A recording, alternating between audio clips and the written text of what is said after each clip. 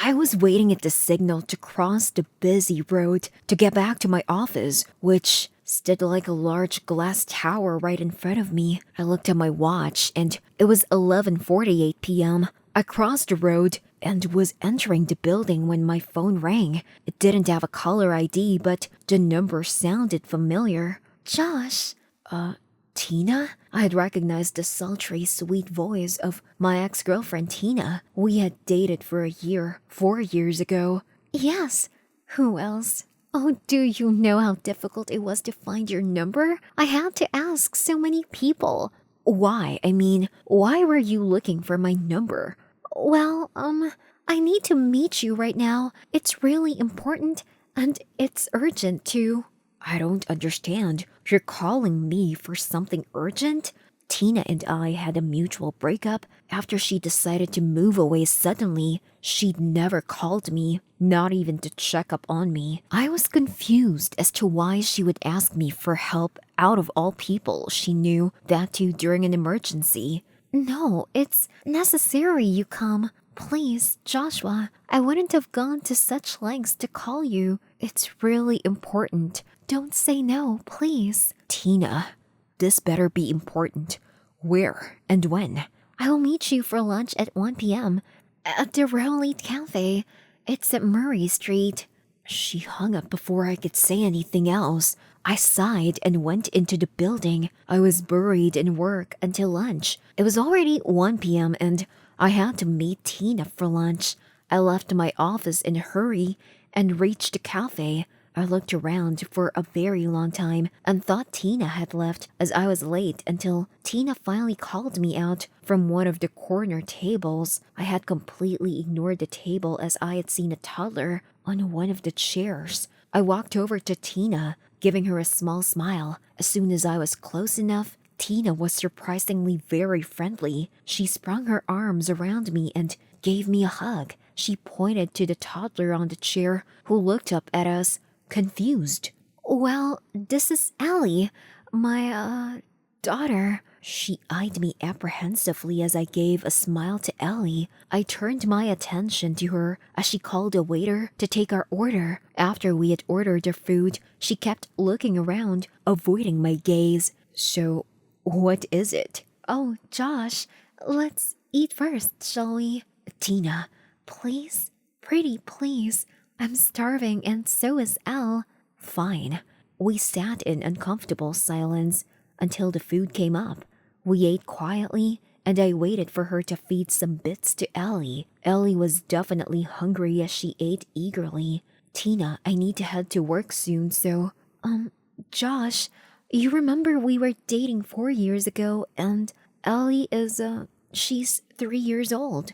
Ellie, she is your daughter. What? What are you talking about? The people around us started staring at our table. I mouthed a sorry to them and put my face in my arms, trying to calm down. I'm sorry. I know it must be shocking. Why did you never call me to inform me? She stared at me for a long while as if thinking of a reason, and I came to the realization. You were pregnant when you left. That's why you left so suddenly. But why didn't you even inform me? How am I supposed to believe this? Do you have any proof? Yes, I got a test done to reconfirm, but I always knew from the timing. I'm sorry, Joshua. I was so embarrassed. I just wanted to run away.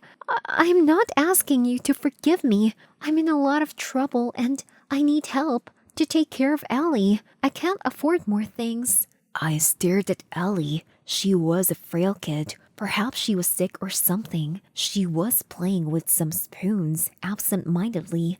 Ellie looked very small for her age. She did resemble Tina a lot. But me?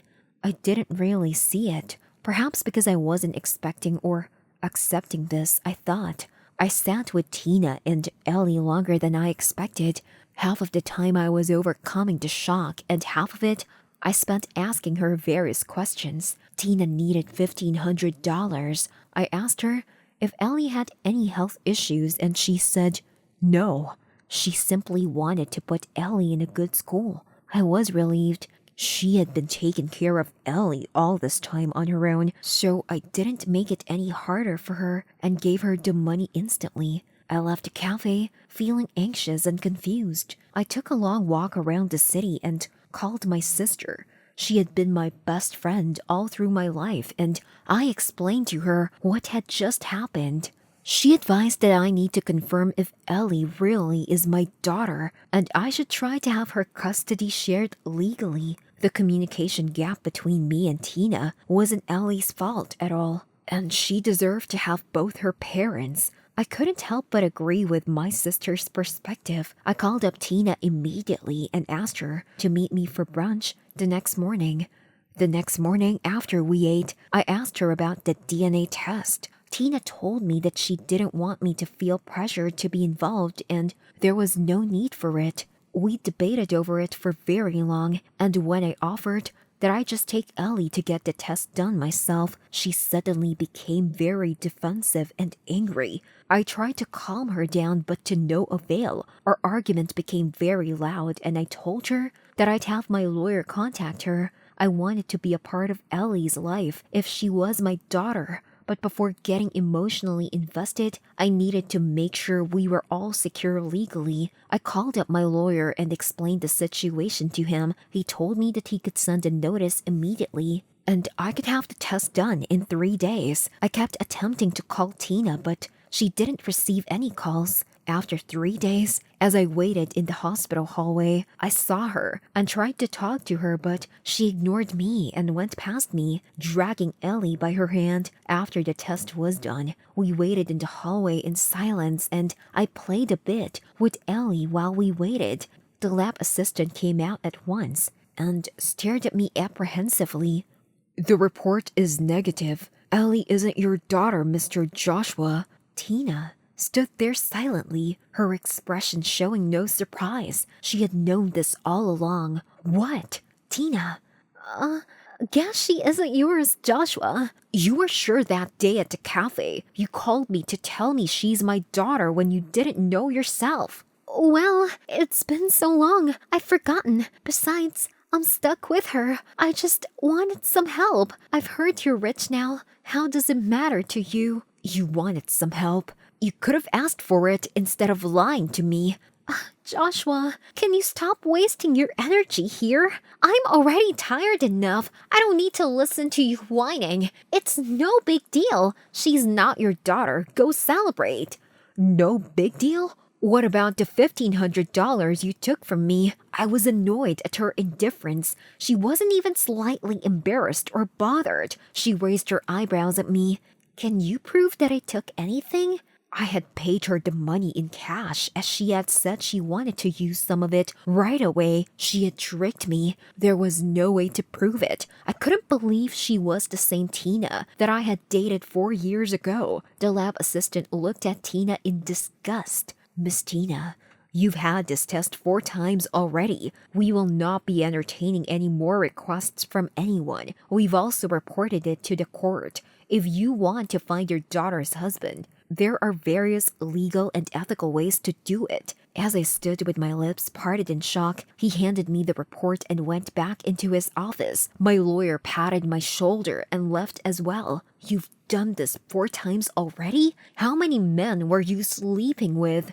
"Does it matter? Or did you develop feelings for me again that you have so many questions? Just leave already." "Huh? Feelings for you? Do you even know what emotions are?" I left and went to the reception to make my payment. I slipped some extra cash to the boy at the reception and asked him to keep me updated. I wanted to make sure Ellie wasn't in any trouble. She was a child and didn't deserve to come to harm due to her mother. 2 weeks after the incident, the receptionist called me and told me that Tina had been blacklisted from the hospitals in the city as she had tried to scam multiple men after me. During the last incident, she had left her daughter in the hospital as well. When Ellie was found crying alone in the hallway, they had tried to contact Tina many times, but there was no response. They had called the police and handed Ellie over to them. After some phone calls, I found out that Ellie had been taken to CPS when they couldn't locate Tina for 24 hours. It looked like Tina had disappeared, abandoning her daughter. I also found out that Tina had taken a lot of loans from people and wasn't able to pay them back. I was able to track Ellie down and volunteered to foster her while they figured out what to do. They were finally able to find Tina when she was crossing into Massachusetts.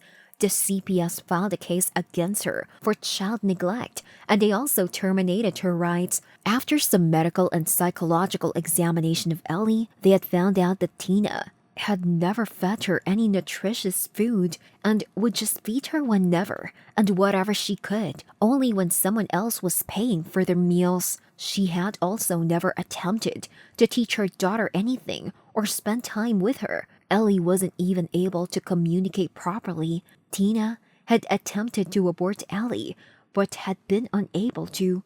Thus, she had been attempting to live her lavish life as an adult without realizing that she was a single mother. When her past loans caught up with her, she wasn't able to maintain her lifestyle and decided to scam men like me to get some easy cash. The police seized everything Tina owned in order to compensate for the loans she had taken. I also found some of the men she had tried to scam, and we all filed a case against her. Tina was soon proven guilty and put behind bars. I never heard of her again. Once Tina's rights were terminated, they put up Ellie for adoption as she was still young. She had gotten adopted very easily. Ellie had lovely parents and was thriving on all fronts. I still visited her sometimes, and she called me Uncle Josh and loved to spend some time with me. I had met Ellie in an unfortunate situation, but I can't hold her responsible for her mother's actions. She was simply a child born to a cunning and shrewd mother.